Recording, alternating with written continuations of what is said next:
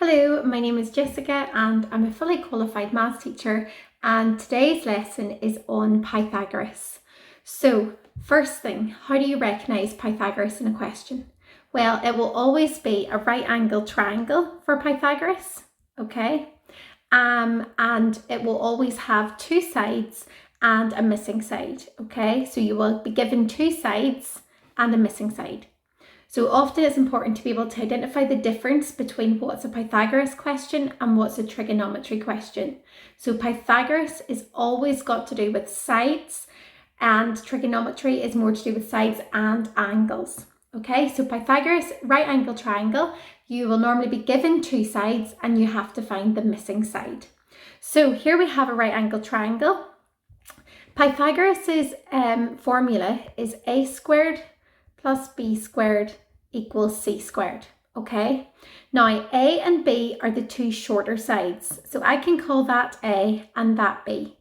Those can be any way round, they're interchangeable. So this could equally be b, and this could equally be a, okay?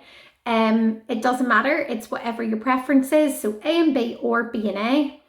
But this side, called the hypotenuse side, which is opposite the right angle, is always C, okay? So that part never changes.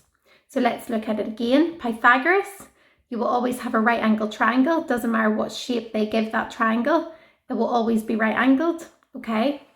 You'll always be given two sides and you have to find the missing side. So if we were to label this triangle, what side would this be? Yep, A or B.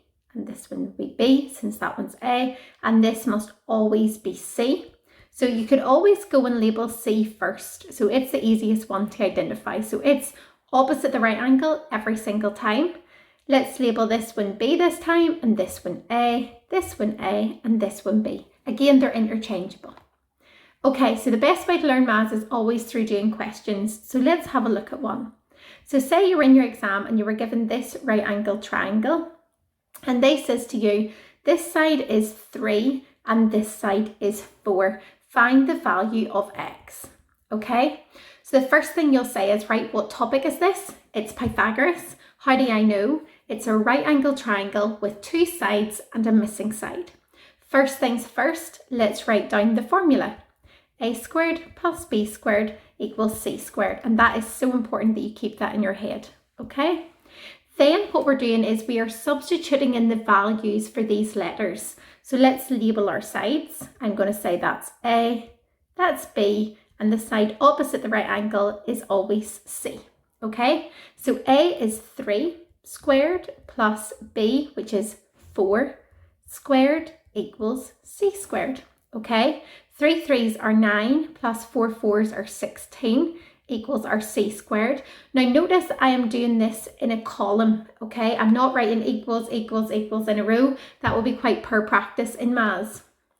Then we say 9 plus 16 is 25. So 25 equals our c squared. Now, I don't want c squared, I just want c.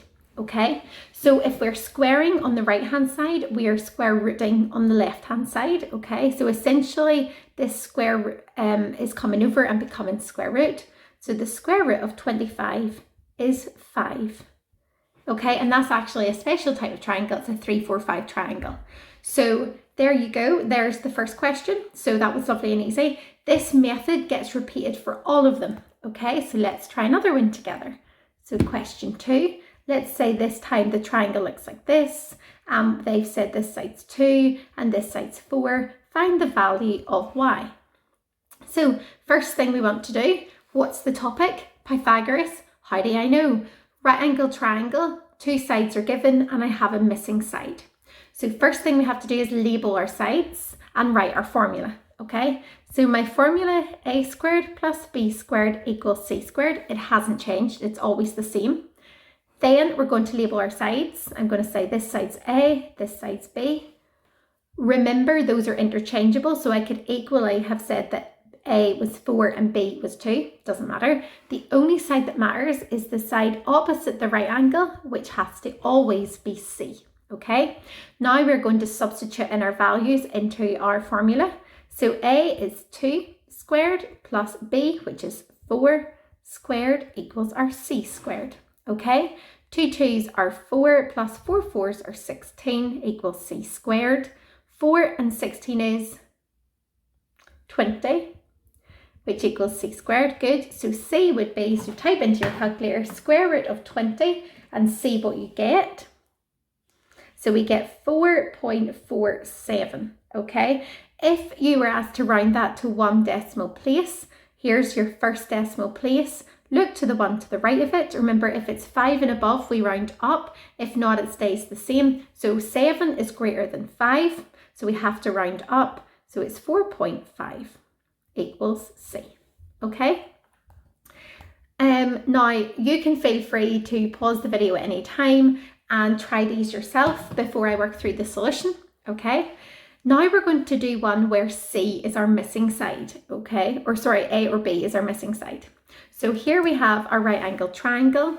We've been told that this side is 9 and this side is 3, and we want to find the value of this side, okay? So first things first, what's the topic? Pythagoras. How do we know? Right angle triangle, 2 sides and a missing side. So let's write down our formula. A squared plus B squared equals C squared, okay? Then we're going to say A and B and C, okay? Again, opposite the right angle. A is 3 squared, plus B we don't know, so we're just going to leave it as B squared, equals C squared, which is 9 squared, okay? Then some people like to rearrange quite early. I just like to let the maths work itself out as we go down a column. I think it just saves you a lot of stress when you're working through calculations. Just take your time, just go slow. So 3 3s are 9 plus your B squared equals 9 9s are 81. Now, if you're not familiar with rearranging formula, please let me know.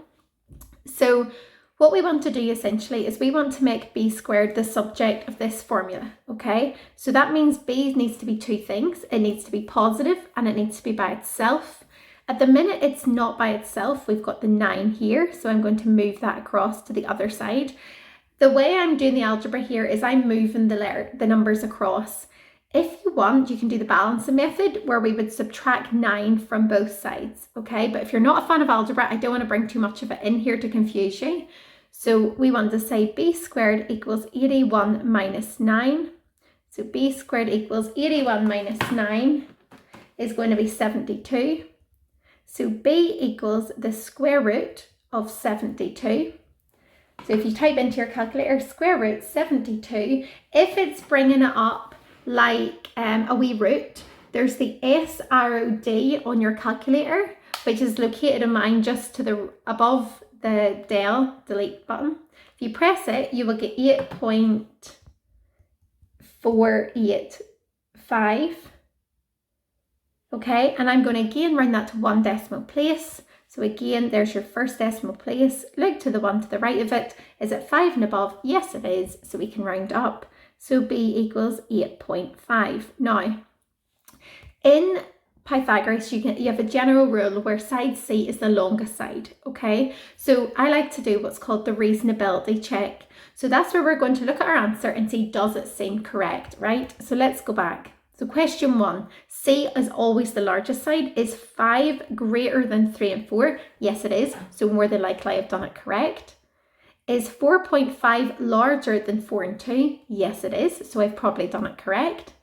This time C, so 9 has to be larger than A and B. Is 9 larger than 3? Yes. And is it larger than 8.5, which was our value for B? Yes, it is. So we know we've done it correct. Okay, so hopefully that helps explain Pythagoras. If you require any additional help, please feel free to comment below and let me know. Thank you. All the best. Take care.